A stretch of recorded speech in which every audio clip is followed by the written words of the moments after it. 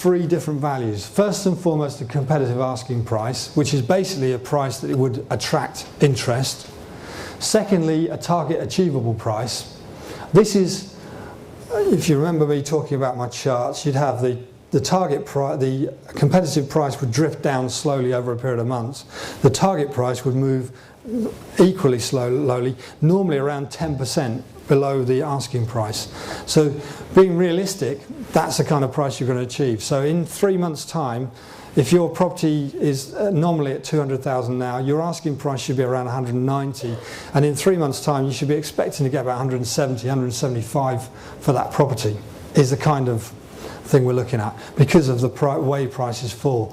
Now, once you explain to a client how you achieve that, how that comes about, most people understand it. Some people don't want to believe it, but they understand how you came to it. And if you provide the evidence behind it, they often will accept that evidence.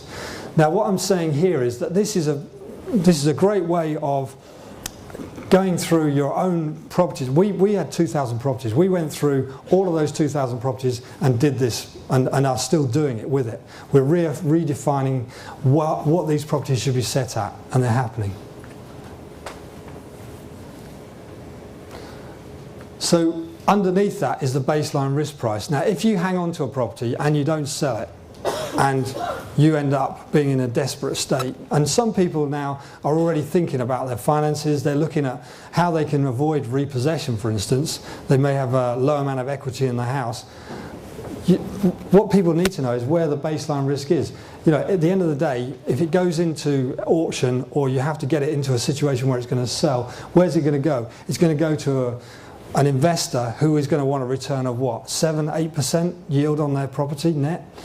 Or it's going to go to a person that's going to be buying from the next price band down. So if it's a 4-bed detached and it comes down to 3-bed detached prices, it's more likely to sell at those prices. And once you start explaining that to them and present it to them in the right manner, people start to take that on board. This is just getting the internal side of things ready and getting yourself a stock of properties that you can sell. Most agents throughout the UK are selling around one house a week, is what the stats are, the national stats are. I bet you guys are selling more. But what we're trying to do here is make sure we make that extra sale per week. And what we're doing now is we're turning a third of our stock